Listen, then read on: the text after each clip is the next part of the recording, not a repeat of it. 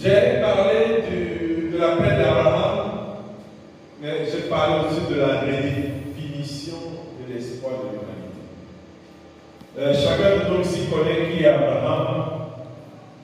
C'est un personnage spécial de la Bible, et la Bible l'appelle le père des croyants, le père de la foi. Donc c'est comme ça que la Bible l'appelle Abraham. Et c'est un personnage qui n'est pas anodin.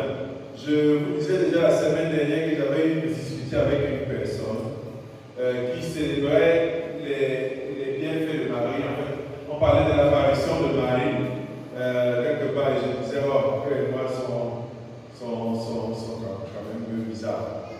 Vous voyez que Marie n'apparaît pas que chez les Noirs. Elle n'apparaît pas dans les pays des Blancs. Parce que le Noir a sa façon, vraiment. Malheureusement.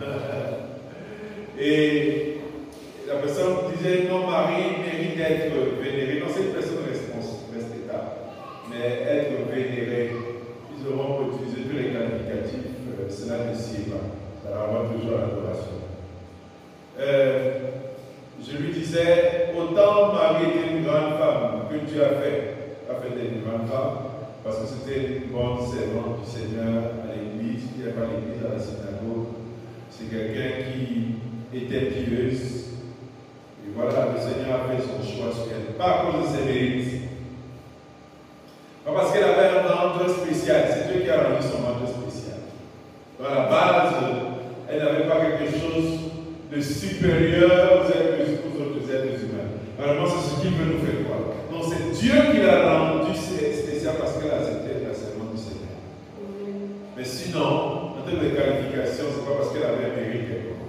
Et je lui disais, si vous voulez vénérer Marie, vous devrez aussi vénérer Abraham. Parce que c'est le père de la foi. Donc il n'est pas moindre en termes de personnage. Mais ce n'est pas des personnes qui étaient qualifiées dès le départ. C'est des personnes qui étaient inconnues. Mais que Dieu a décidé de choisir. Alléluia. Donc Abraham, c'est quelqu'un qui a impacté l'histoire de l'humanité. Et c'est ce que nous voulons voir ce soir. J'ai même dit que c'est quelqu'un qui a réécrit l'histoire de l'humanité. C'est quelqu'un qui a réécrit l'histoire de l'humanité. Et l'appel d'Abraham, donc, c'est la réponse de Dieu au désespoir des humains après la tour de Babel. Abraham représente l'espoir. Au moment où les hommes étaient devenus fous, ils avaient poussé leur niveau de folie très loin au point de s'imaginer qu'ils iraient trouver Dieu. C'était l'expression, Babel était l'expression de la défiance de l'homme à l'égard de Dieu. L'homme voulait aller chercher Dieu. Pas pour être près de lui, mais pour être égal à lui. C'est Babel, c'est plus comme à notre époque ici, où l'homme a la capacité d'inventer tellement de choses. Récemment, j'avais posté sur mon statut en disant que l'intelligence artificielle va voler beaucoup d'emplois aux hommes. Le monde de quelques semaines, dans quelques mois, c'est le monde de l'intelligence artificielle. Ceux qui ne sont pas encore informés, vous êtes en retard. Parce que c'est une technologie qui date déjà. L'intelligence artificielle, c'est vraiment comme vous appelez l'intelligence artificielle. Vous pouvez causer avec lui. Bonjour, comment tu vas? Il va te répondre que je ne suis pas un être humain. Je n'ai pas de sentiments, je ne tombe jamais malade. Qu'est-ce que je peux faire pour toi?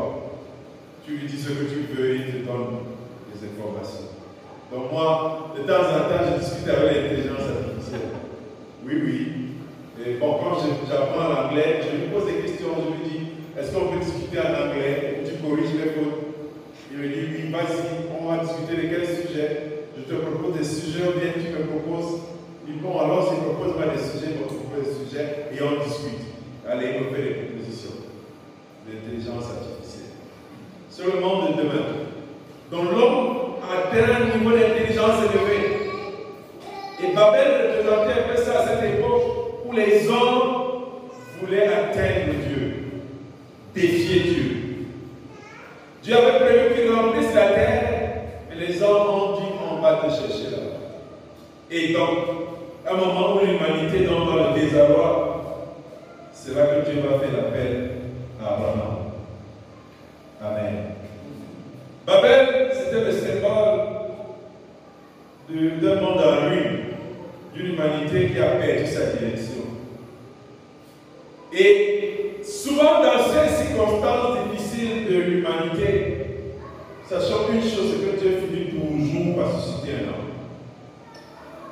À des moments de crise dans l'humanité, Dieu suscite toujours un homme. Au moins un. Alléluia. Au moins un homme. Et vous pouvez être sûr, c'est que notre génération est en crise. Et le monde de demain sera en crise. Donc derrière le personnage avant que nous voulons voir, nous voulons également nous voir nous-mêmes. Parce que Dieu a besoin, il aura besoin des hommes pour demain. Pour redéfinir l'histoire de l'humanité. Dieu aura besoin. Et s'il n'y a pas, donc Dieu doit se tourner vers le ciel. Donc l'appel d'Abraham, comme je le disais, est une réponse de Dieu au désespoir des humains après cette tour de Babel. Revenons un peu en arrière et imaginons l'humanité après la chute d'Adam et de Ève au jardin d'Éden. Au moment où tout avait basculé, c'est-à-dire qu'il y avait un ordre de choses qui se faisaient. Dieu venait chaque fois visiter l'homme, il causait avec l'homme, et puis le serpent le rusait à tromper la femme qui a amené son mari à manger le fruit après qu'elle ait mangé elle-même. Les choses telles que Dieu les avait arrangées avaient subitement changé. Ce n'est pas un événement anodin, mais c'est un événement grave dans l'humanité. C'est un événement extrêmement grave. C'est-à-dire que Dieu a organisé les choses de manière normale. Les gens vivaient normalement. Il n'y avait pas de maladie. Il n'y avait pas de mort. Il n'y avait pas de méchanceté en l'homme. Les choses étaient normales. La vie était paisible. Le mot désordre n'existait pas. Et puis un bon jour, on a ri à faire manger le fruit aux êtres humains que Dieu a créés. Autrement dit, le péché rentre dans l'homme. Donc c'est un événement d'une extrême gravité. Il y a comme un choc sur le gouvernement de Dieu. C'est une situation de crise. C'est-à-dire que ça préoccupe le royaume de Dieu, ce qui est en train de se passer avec les hommes. Il y a un désordre qui vient de s'incruster dans l'humanité. Et ce n'est pas qu'une question de deux personnes. C'est qu'après ces deux personnes, tous ceux qui vont descendre de ces deux personnes porteront en eux la semence du mal. Donc c'est une véritable situation de crise que le monde n'a jamais connue. Dieu doit se retourner avec son gouvernement et se pose des questions. Qu'est-ce qui se passe? On vient de rater quelque chose. Il y a quelque chose de dangereux qui vient de se passer. L'humanité est condamnée désormais à la maladie. L'humanité est condamnée désormais à la méchanceté. L'humanité est condamnée désormais à la pauvreté. L'humanité est désormais condamnée à la malédiction. Elle est condamnée désormais à la sorcellerie. À cause de ce mal qui est rentré dans la table. C'était une vraie situation de crise. Alléluia. Et pas grand-chose n'avait été fait. Quand Dieu a constaté cela, il a dû revêtir Adam de la peau d'animaux pour cacher au moins sa dignité. Et rien ne laissait n'avait été fait. Et donc, on va donc voir que la désobéissance a tout brisé. Et depuis, l'humanité n'a cessé de se débattre dans ce siècle de violence, de péché, d'incrédulité, de rébellion. Et l'humanité se retrouve dans un siècle de désespoir. désespoir. L'homme qui n'a pas connu la maladie commence à connaître la maladie. La femme qui n'était pas prévue qu'elle accouche avec douleur commence à accoucher avec douleur. L'homme qui n'avait pas besoin de souffrir pour manger son pain, aujourd'hui commence à souffrir pour manger son pain. L'humanité se trouve dans ce cycle-là de désespoir. Et donc, c'est la suite qui se poursuit dans la Babel. L'homme, fatigué de faire ce qu'il avait à faire sur terre, dit qu'il va aller chercher Dieu. En défiance à Dieu, l'homme dans son arrogance va décider de bâtir cette tour jusqu'au ciel. Mais Dieu les a dispersés dans les confondant le langage. Alléluia. Et là, quand il a confondu le langage, tout semblait perdu pour eux. Dans Genèse 11, verset 6, il nous a dit quelque chose là-bas. Il dit, voici, vous n'avez pas besoin d'ouvrir, le texte est déjà affiché. Voici, ils sont un seul peuple, ils ont tous une même langue. C'est là ce qu'ils ont commencé à faire. Maintenant, rien ne les empêchera de faire tout ce qu'ils projettent. Dieu lui m'a fait comme ça. Et Dieu est en train de vous dire que si on ne fait rien, les gens, parce qu'ils s'entendent, vont arriver à réaliser ce qu'ils disent. Alléluia. Je ne vais pas rentrer dans toutes les significations. Parce qu'il est clair que même s'ils avaient construit jusqu'au ciel là-bas, ils n'auraient pas trouvé Dieu. Alléluia. Donc on n'est pas dans une dimension purement logique. Donc il faut décrypter le mystère qui est caché derrière. Même nous n'entrions pas là-bas ce soir. Alléluia. Mais Babel est le symbole que l'homme défiait Dieu. Et il y a un principe dans le texte que nous avons lu, que Dieu lui-même donne. Dieu dit que tant qu'il y a unité, rien ne peut empêcher les hommes de réaliser. En bien comme en mal. C'est un principe qui est vrai, quelle que soit la partie du monde, la dimension dans laquelle vous faites cela. Tant que vous êtes unis, pour un objectif, vous allez l'atteindre. Alléluia. C'est un principe qui est vrai et Dieu nous l'énonce. Alléluia. Si nous ne faisons rien, ils vont le faire. Mais Dieu, il faut savoir une chose, Dieu ne perd jamais espoir. Dieu n'abandonne jamais. Alléluia. Il regarde l'autre, il dit, qu'est-ce qu'on va faire ici? La seule chose qu'on peut faire, c'est de les confondre. Et quand il le fait, c'est un chaos. Il n'a pas encore atteint son objectif. Et donc dans ce chaos et ce désespoir, c'est là que Dieu fait appel à qui? À Abraham. Alléluia. Abraham, qui a déjà dit s'appeler Abraham? Il vivait en Ur et en Chaldée, et sa famille adorait les idoles. C'était donc un païen. C'était un païen. Une famille d'idolâtres. Mais Dieu choisit cet homme pour apporter un nouvel espoir à l'humanité. Alléluia. Je l'ai dit en attendant, derrière Abraham, il faut voir la peine de chacun de nous.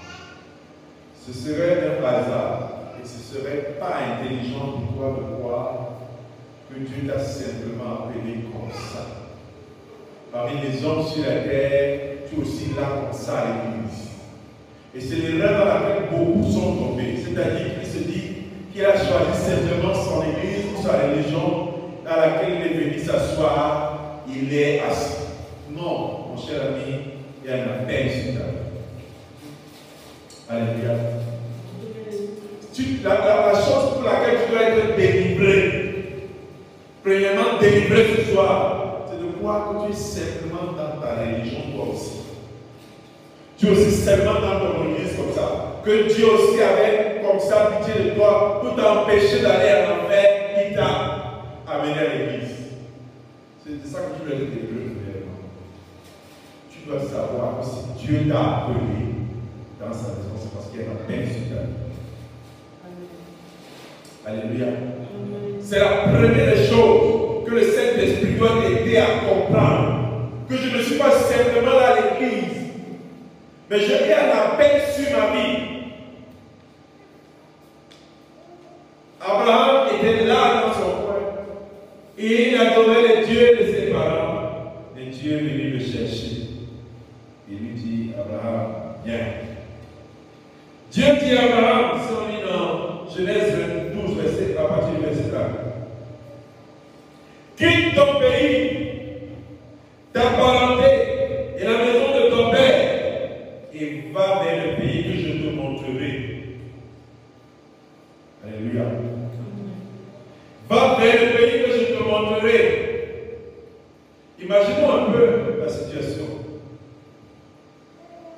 Dieu se révèle à Abraham et lui dit, quitte ton pays. Il aurait pu dire quoi? Non. Alléluia. Abraham aurait pu dire non. Il aurait pu rester à l'endroit où il vivait, où il était bien, dans le confort de sa famille. Il aurait pu rester là. Il dit, qu'est-ce que je vais aller chercher là-bas? Si je manquais de nourriture, je serais allé. Si je manquais de ci ou ça, je serais allé. Qu'est-ce que je vais bien faire là-bas? Il aurait pu dire à Dieu non. Mais il n'a pas hésité. Il a tout quitté. Pourquoi? Parce qu'il croyait en la promesse de Dieu. Amen. Il croyait à la promesse de Dieu. Je rendrai ton nom grand. Une promesse qui allait changer l'histoire de l'humanité. L'Éternel dit à Abraham, va de ton pays, de ta patrie, de la maison de ton père, vers le pays que je te montrerai. Va. Il ne connaît pas encore le pays, mais il dit, je te montrerai. Il va. Alléluia. Cet appel n'était pas seulement celui d'Abraham, mais pour nous tous. Quand Dieu appelle, il ne nous demande pas de comprendre tous les détails. Et je prie encore le Saint-Esprit, ce serait le vœu le plus cher de mon cœur ce soir, que le Seigneur arrive à te faire comprendre qu'il y a un appel sur ta vie. Dieu t'a appelé pour quelque chose à faire, à réaliser. Dieu t'a appelé pour faire quelque chose.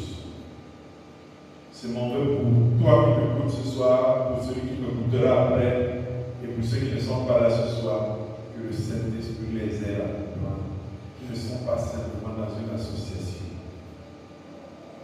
Ils ne sont pas seulement dans une organisation. Ils ne sont pas seulement dans une église, mais il y a un appel sur leur vie.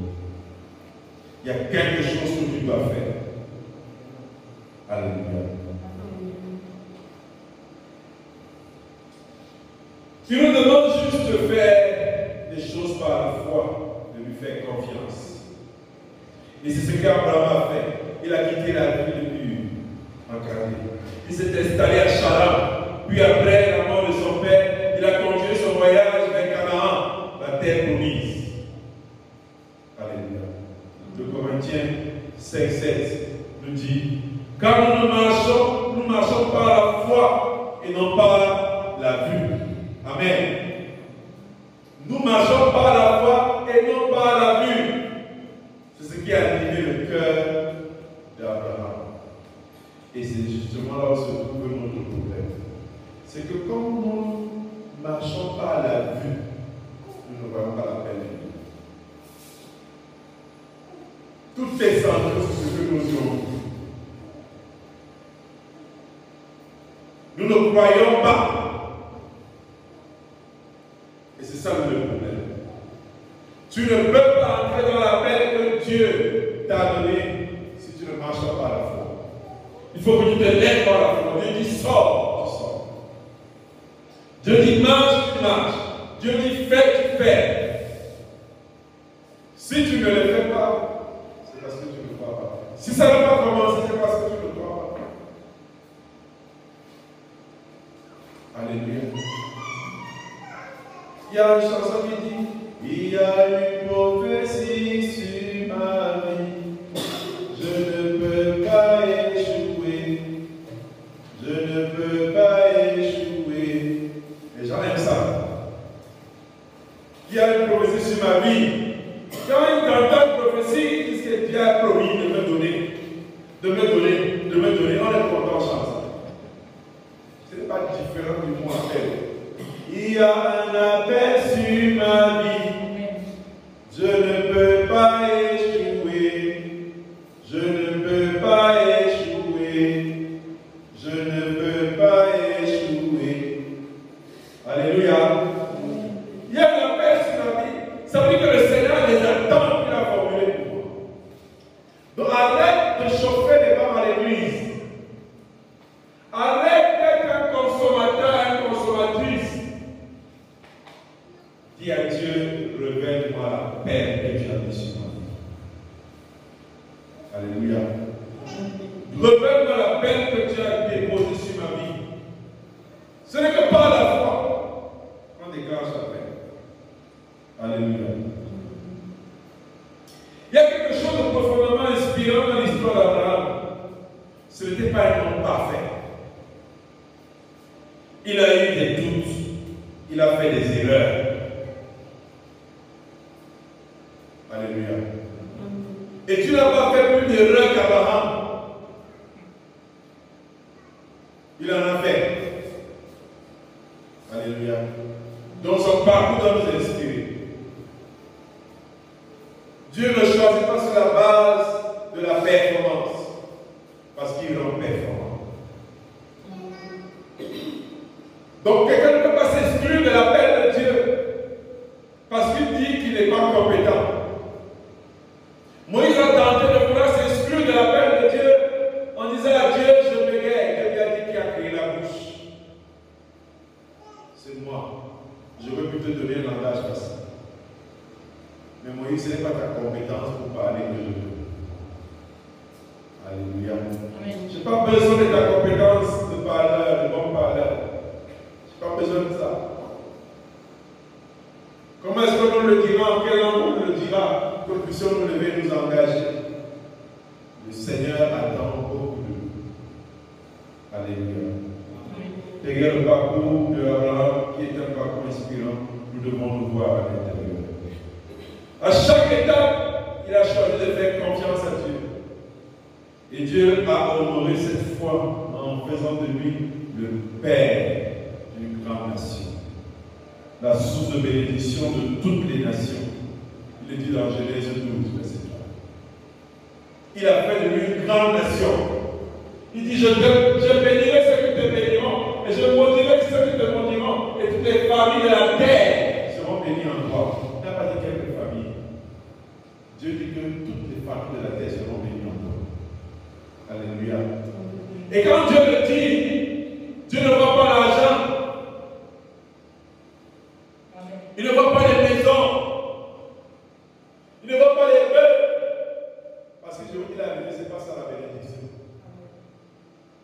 Ce n'est pas ça la bénédiction. Et je le disais encore, je crois que ça a été des serviteurs. Que ceux qui pensent que c'est ça les vraies richesses, c'est parce que vous n'avez pas encore ça. Et je prie que Dieu vous donne. Quand vous aurez ça, vous comprendrez que ce ne sont pas les richesses. Ouais. Ouais. Je suis un documentaire de TF1, je crois, ce soir, quand je m'appelle. Le joueur français Paul Pogba est en procès avec ses frères. Parce qu'ils ont tenté de lui escroquer de l'argent. Ils ont simulé plein de choses, des enlèvements, et ils l'ont menacé. Et lui, il dit dans une de ses prises de parole qu'il ne sait pas pourquoi il a l'argent. Parce que ses frères lui ont demandé 13 millions d'euros. Calculé fois 650. Voici combien l'argent ça fait. Ils lui ont demandé d'abord en cash 3 millions d'euros. Donc calculé 16 millions d'euros. 260 millions d'euros. 16 millions d'euros. Est-ce que ça va en français? Ça fait 16 millions d'euros fois 65 fois. Fois 650 fois. Est-ce que ça donne? Et il dit que l'argent détruit les relations. Et ça détruit les familles. Parce qu'il ne sera plus jamais vraiment frère avec son frère à cause de l'argent. Si nous pensons que ça ce sont les richesses, c'est parce qu'on n'a pas encore ça. Ceux qui l'ont, ils disent qu'ils auraient voulu ne pas avoir de l'argent. Parce que c'est une source de division aujourd'hui. Quand Dieu disait, toutes les nations seront bénies en toi, Dieu ne parlait pas de l'argent. Rien à voir. C'est parce que l'église est encore extrêmement pauvre qu'on pense que être béni, c'est avoir l'argent. Mais c'est faux. C'est extrêmement faux. Avoir l'argent, ce n'est pas être béni. Ce n'est pas être béni. Parce que le plus riche de la terre actuellement, n'est pas le gars de l'église. Tout le monde l'église de l'éveil. Ceux qui pensent que le salaire, c'est pour celle-là. Ce ne sont pas les plus riches. Ceux qui disent que Dieu a dit qu'ils seront la tête et non la queue là, ce n'est pas les plus riches. Quand dit toutes les nations seront bénies en toi, il est en train de parler de Jésus. Il dit les nations seront sauvées à partir de Jésus. Mais toi, tu es le début de la lignée du roi qui viendra. Alléluia. Donc Dieu ici n'est pas d'Abraham, mais il pointe Jésus derrière Abraham. Et c'est pour ça que je dis que nous sommes, il y a un appel sur nos vies. Moi j'étais admiratif, je suis toujours admiratif. J'ai suivi un faux débat sur le pasteur Dallot, l'apôtre Dallot, parce qu'il a dit qu'il n'a jamais reçu du président de la République qui est son fidèle. Il a dit dans sa main. Les gens ont interprété ça pour dire qu'il a dit que le président est chiche. Alors qu'il était en train de dire simplement que les pasteurs dans sa communauté ne prennent pas la dîme en leur main. Ça se laisse au fond. Et celui qui commentait ça, malheureusement, c'était un pasteur aussi. Il dit qu'il doit faire des excuses publiques. Et curieusement, au moment il le dit, le président était dimanche au culte. Il est venu dimanche au culte pour continuer une cérémonie. Il est passé au-delà des offrandes, il l'a mis dans le cœur. Qu'est-ce que je veux dire derrière? C'est que, et plusieurs membres du gouvernement sont membres de son église, c'est que quand lui devenait enfant de Dieu, il n'avait jamais imaginé peut-être qu'il serait un pasteur. Il n'avait jamais imaginé qu'il serait le père spirituel du président de la République. La femme qui a mis le président de la République au monde ne savait pas qu'elle mettait au monde un président de la République. Alléluia. La paix de Dieu est sur vous. Et c'est important que vous sachiez. Marie n'a fait rien d'extraordinaire. La seule chose que Marie a fait, vous savez, c'est qu'elle a rencontré Jésus. C'est tout. Si vous connaissez une grande chose qu'elle a fait, vous me dites, nous sommes à l'école de l'Église. La seule chose qu'elle a faite, c'est qu'elle a rencontré. C'est tout. Alléluia. La seule chose qu'Abraham a fait, c'est qu'il a sacrifié ce que Dieu lui a donné. Il a fait quoi d'autre?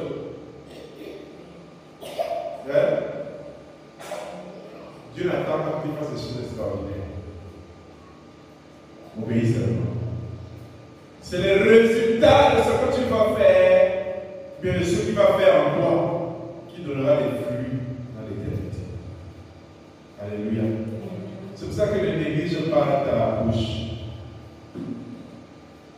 Tu peux être le canal par lequel le futur président de la République sera membre de notre église.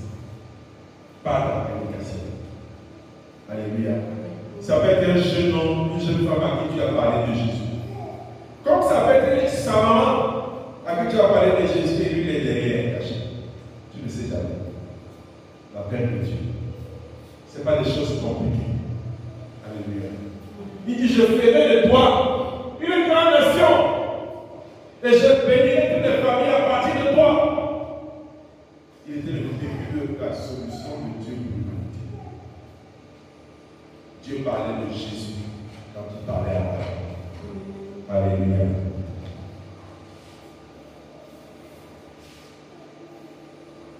Dieu continue d'appeler les hommes et les femmes, même au milieu des crises de notre époque. Dieu continue d'appeler pour accomplir des desseins. Il nous promet que si nous reprenons cet appel, il nous guidera, nous bénira. Il fera de nous source de bénédiction pour les autres. Genèse 2015, voici je suis avec toi, je te garderai partout où tu iras. C'est la promesse de Dieu. Alléluia. Je te garderai partout où tu iras. Voici je suis avec toi, je te garderai partout où tu iras. Je te ramènerai dans ce pays, car je ne t'abandonnerai point, que je n'ai exécuté ce que je t'ai dit. La promesse du Seigneur. Alléluia. Quand Dieu t'appelle à faire quelque chose, ce n'est pas la peur qui va t'arrêter. La peur n'a pas de raison de t'arrêter. Pourquoi? Parce que Dieu va exécuter ce qu'il a dit. Il a dit, je ne vais pas t'abandonner tant que je n'ai pas exécuté ça. Alléluia. C'est pour ça que tu dois faire très sérieux dans tout ce que tu fais. Élève tes enfants comme étant un appel de Dieu. Dans la crainte de Dieu, prépare des hommes prêts pour le Seigneur. Prépare des femmes prêtes pour le Seigneur. Tu sais pas ce que Dieu en fera. Chaque chose, chaque responsabilité que tu as, fais-le avec tout ton cœur et tout le sérieux possible. Alléluia. Parce que tu ne sais pas ce que Dieu en fera. Chaque département, chaque responsabilité que tu as, fais-le avec beaucoup de sérieux. Car tu ne sais pas ce que Dieu fera de ça. Alléluia. Je ne sais pas. Et je dis, je prendrai tous ces exemples. Parce que dans l'Est, il savait que ce pasteur Tshisekedi, ce frère Tshisekedi serait présent dans le monde. Il ne le savait pas. Alléluia. Il ne le savait pas. C'est vrai que les autres le jalousent aujourd'hui. Peut-être qu'il n'a rien fait d'exceptionnel, mais au moins une chose, il a été sérieux dans le travail qu'il avait à faire. Alléluia. Amen. Dans chaque chose que tu as fait, fais-le de manière sérieuse. Dieu sait ce qu'il va en faire. Alléluia. Un poste que tu vas faire, fais-le de manière sérieuse. Une publication que tu vas faire, fais-le de manière sérieuse. Tu sais pas ce que Dieu va en faire. Alléluia. Je vous avais raconté l'histoire de mon ami. Elle suivait la chanson de Maggie Blanchard. Il n'y a plus de condamnation. Moi, je connaissais la chanson. Mais le jour qu'elle suivait la chanson, elle s'est mise à pleurer.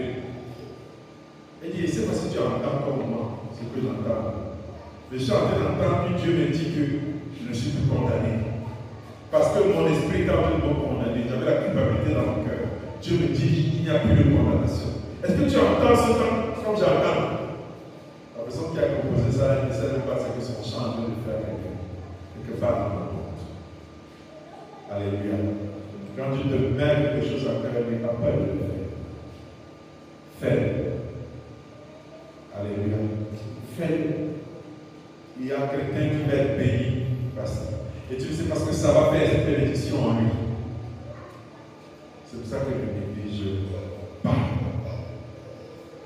Les gens ont traduit ça avec l'intelligence du monde. Ils disent, quand on connaît pas le caillou qui va tuer l'oiseau. Faut même le Camerounais. On ne connaît pas le caillou qui va tuer l'oiseau. Comme pour dire qu'on ne sait jamais le jour où le bonheur frappe à la porte. Alléluia. C'est pour ça qu'il faut être sérieux tous les jours et tout le temps. Il faut faire les choses de Dieu au sérieux. Il y a un appel sur ta vie. Alléluia. L'appel d'Abraham trouve son accomplissement, comme je l'ai dit, en Jésus-Christ. Parce que finalement, c'est au travers de Jésus, descendant d'Abraham, que la promesse de la rédemption de toute l'humanité s'est réalisée. L'appel d'Abraham est le début d'une histoire de rédemption. C'est pour ça que j'ai dit que l'appel d'Abraham a redéfini le sort de l'humanité. Alléluia. Ça a redéfini le sort de l'humanité. Donc derrière Abraham, Dieu voyait Jésus qui viendrait avec l'histoire de la rédemption, qui continue à se déployer jusqu'à notre temps-ci. L'histoire de l'humanité continue. L'histoire de la rédemption continue. Colossiens 1,16 nous dit quoi? Car tout a été créé par lui et pour lui.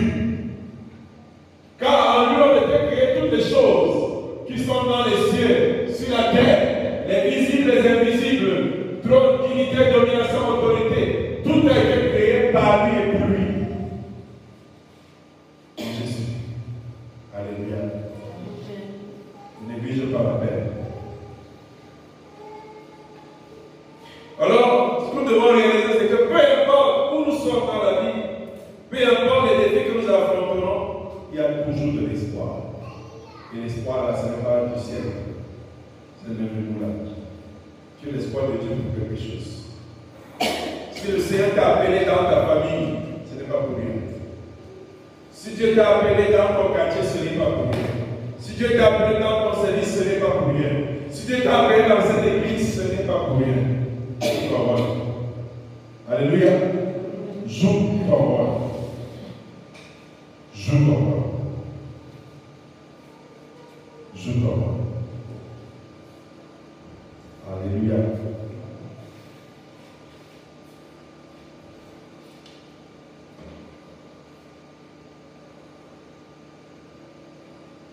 Dieu n'a pas abandonné Abraham et nous abandonnerons non plus. Il nous abandonnera non plus. Il a un plan pour chacun de nous. Et ce plan est toujours bon. Toujours bon. Jérémie 29, verset 11, nous dit quoi? Et tu leur diras, ainsi parle l'Éternel des armées. C'est ainsi que je briserai ce peuple et cette ville, comme on brise un vase de potier, sans qu'il puisse être établi. Et on enterrera les morts à Tophet par défaut de place. C'est exactement ça, verset 29, verset 11. De toute forme. Ici, il est dit, car je connais les projets que j'ai formés sur toi. Ce texte est encore là-bas. Je connais les projets que j'ai formés sur toi. Dit l'Éternel, projet de paix et non de malheur, afin de te donner un avenir et de l'espérance. Dieu veut te donner un avenir et de l'espérance. Alléluia. Dieu veut te donner un avenir et de l'espérance. C'est ce que tu dois savoir. Dieu ne t'abandonne pas dans ses plans. Dieu ne t'abandonne pas dans ses décisions. Alors, toi qui m'as écouté ce soir, je t'invite à faire une chose. Écoute cet appel du Seigneur. Reprends avec foi et confiance. Et comme Abraham, laisse-toi guider par Dieu. Même si le chemin semble incertain, Dieu a promis de marcher avec toi et de faire de toi une bénédiction pour les autres. Il faut marcher avec cette parole dans ton cœur et ce n'est pas un slogan creux. Je suis une bénédiction.